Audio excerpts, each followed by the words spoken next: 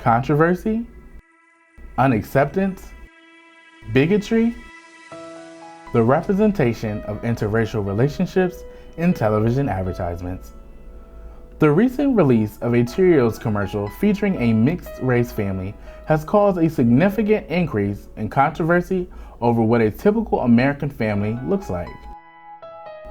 The ad features a young biracial girl named Gracie, who is a product of a Caucasian mother and an African American father. If the United States is known to be a melting pot of races and ethnicities, what defines a typical American family?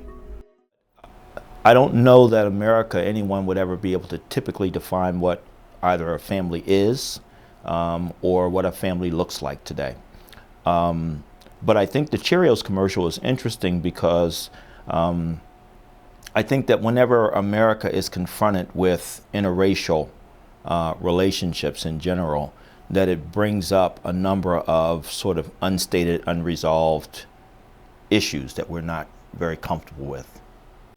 Family dynamics have changed. So families are led by single mothers, single fathers. Families are led by grandparents. Families are interracial. Families have two moms, two dads. Families have older parents. They're blended families. So I think you can't really define what a family is or what it should be. I think what becomes important as an agency for discussion is trying your best to represent what society is living out. Interracial relationships gained popularity with Stanley Kramer's Guess Who's Coming to Dinner, starring Sidney Poitier and Katherine Halton. Another example is the television sitcom The Jeffersons, featuring Roxy Roker and Franklin Cover as Helen and Tom Willis. Since the premiere of these two mediums, interracial relationships have rarely been represented on screen. According to the 2010 American Community Survey, 15% of all new marriages in the United States were between spouses of a different race or ethnicity. Among the pairs, white and Hispanic couples made up the majority at 43%, as compared to white and Asian couples at 14% and white and black couples at 12%. If it's been proven that interracial marriages are increasing, why aren't advertisers showcasing interracial relationships on screen? I think you can find the answer to that by the experience that the Cheerios commercial had. They got such backlash from that commercial, which I think is interesting from the standpoint of it not only showed an interracial couple, but it showed an interracial child. So I think what really sort of underlies the real nerve under all of this is really not about interracial dating per se, it's about interracial sex. And we have a lot of, I think, aversion to the notion of interracial sex, right? So when we see a biracial child, that's right in our face that that's a product of this sexual relationship between two people of different races per se. Now we have a racial population that is not as, distinct as it was before.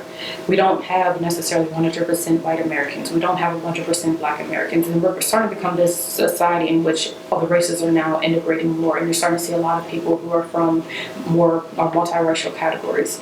The fact that even though that is, given statistically, we're still not accepting of it. So advertisers are reluctant because, one, they don't want to face the backlash and actually risk not having their product be, not be consumed by the public. And the fact is, it's just that it's just an issue that people still don't want to talk about. Race is still one of those permeating issues that people do not want to talk about.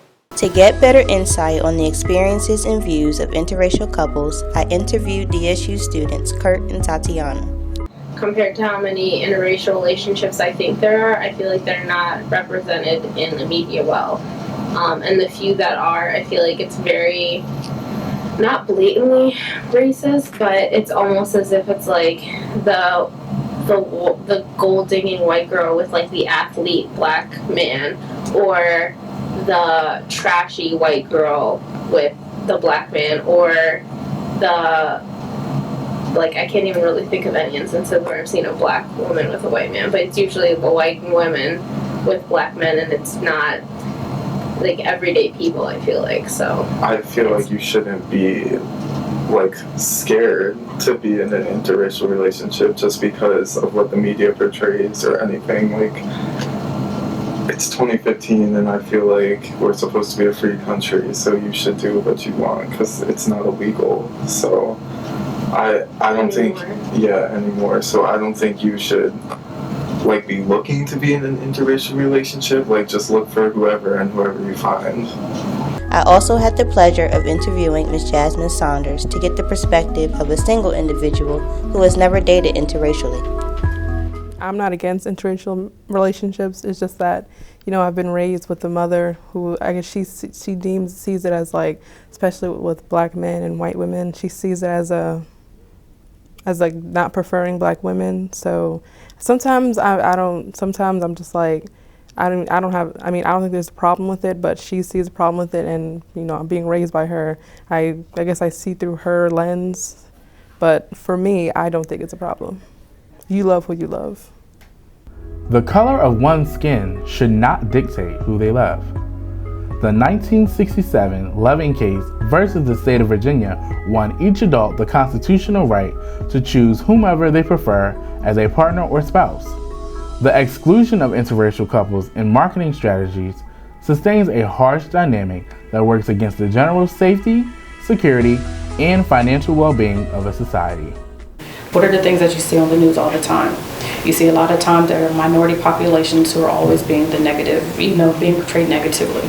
If you can kind of get that balance in the news and what you see positivity in terms of racial minorities and things going on that way, then maybe that can begin to slant or actually change the way people's perceptions are.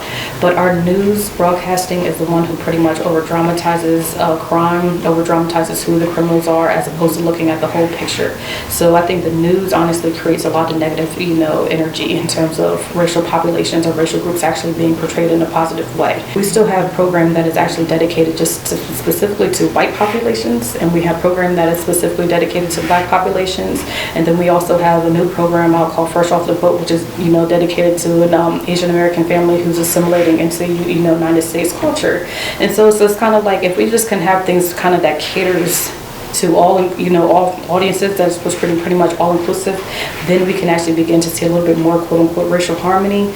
But I think it's going to be a long time. It's going to be really difficult to kind of change that underlying way of thinking. It's really difficult to do, but changing perceptions and how one thinks is difficult.